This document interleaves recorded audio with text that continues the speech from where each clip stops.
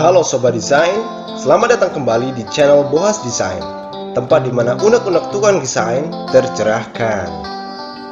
Pada video sebelumnya, kita telah membahas tentang desain vektor sederhana yang laku dijual di Shutterstock. Nah, pada video kali ini, kita akan membahas desain vektor sederhana dengan ukuran dan komponen warna yang sesuai dengan ketentuan yang berlaku di Shutterstock. Sampai berhasil mengunggah, mengisi deskripsi, keywords, hingga di-approve oleh Shutterstock. Cus, langsung saja kita menuju ke langkah yang pertama, yaitu membuat desain. Dalam membuat desain, kita bisa memilih aplikasi apa saja yang sesuai dengan selera kita. Bisa menggunakan Adobe Illustrator, CorelDRAW, Affinity Designer, Inkscape, atau aplikasi berbasis vektor lainnya. Kenapa vektor? Karena di Shutterstock hanya menerima file desain dalam bentuk vektor tanpa JPEG atau JPEG.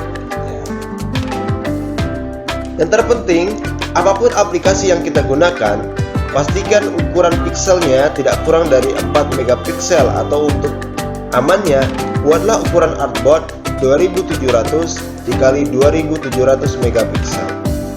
Namun jika Anda menggunakan CorelDRAW, ada baiknya Anda membuat artboard dengan ukuran 11.000 megapiksel, yaitu pengalaman pribadi saya ya.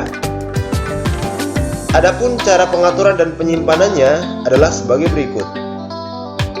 Jika Anda pengguna Adobe Illustrator, Anda bisa mengaturnya seperti ini.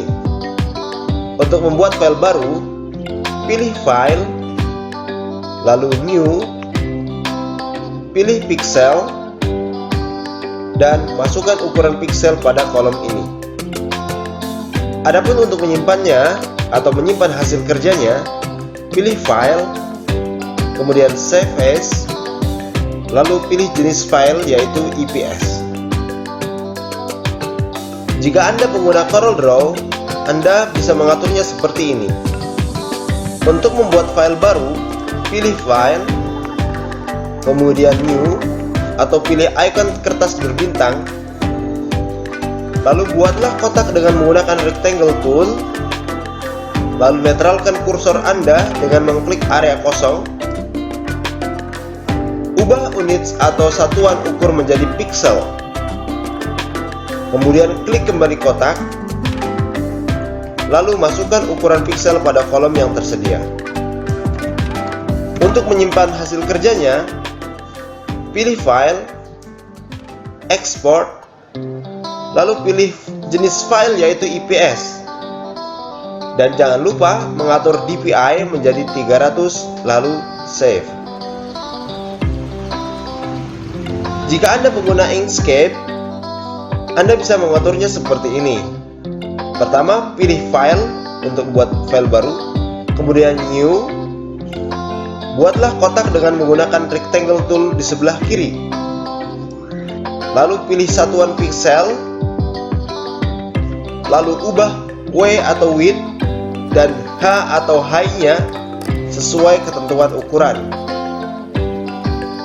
Untuk menyimpan file hasil kerja, pilih File, Save As, lalu pilih jenis filenya atau EPS.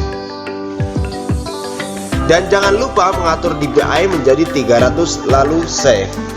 Nah, mudah bukan? Untuk jenis aplikasi desain lainnya seperti Affinity Designer dan lain-lain, caranya gak jauh-jauh dari ini ya.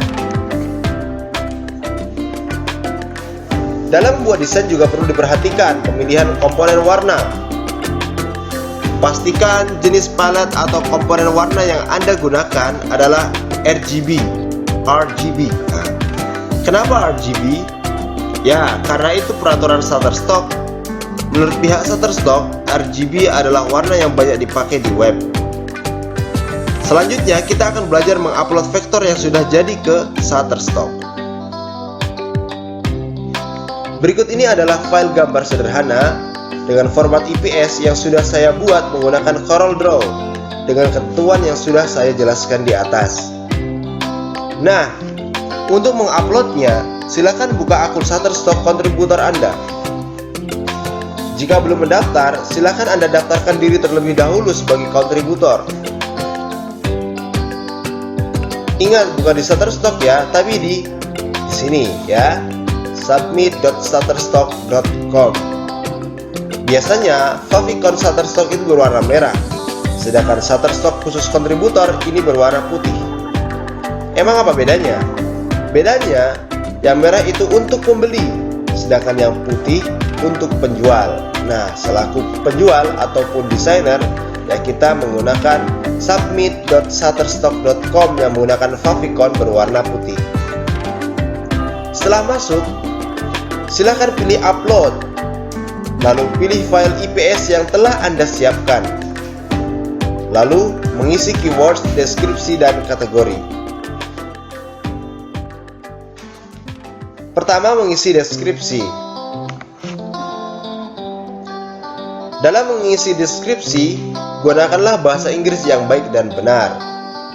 Jika merasa susah atau tidak bisa, Anda bisa menggunakan alat penerjemah Google Translate atau mencari referensi gambar lain yang mirip yang menggunakan bahasa Inggris.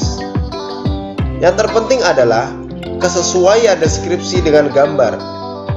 Ada banyak teknik penulisan untuk deskripsi di Shutterstock.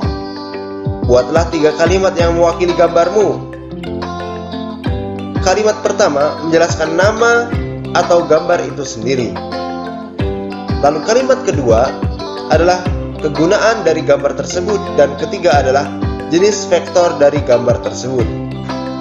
Misal, gambar saya ini, kalimat pertama saya tuliskan green fresh coconut fruit illustration, atau ilustrasi buah kelapa segar berwarna hijau. Kemudian kalimat kedua saya tulis for children book or flashcard, atau untuk buku anak-anak atau flashcard. Kemudian yang ketiga saya tuliskan a simple flat vector design, atau desain vektor datar yang simple. Anda juga bisa menggunakan teknik lain jika menurut Anda lebih baik. Selanjutnya, cara mengisi keywords. Dalam Shutterstock, Anda diberikan batas maksimal 50 keywords yang bisa Anda maksimalkan.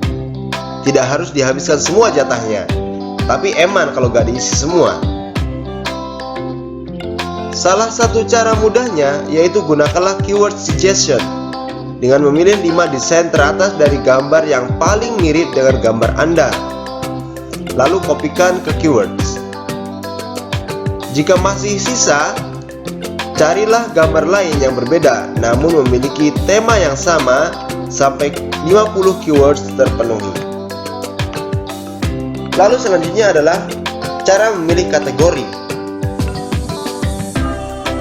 Shutterstock menyediakan 2 slot kategori yang Anda hanya wajib mengisi 1 saja.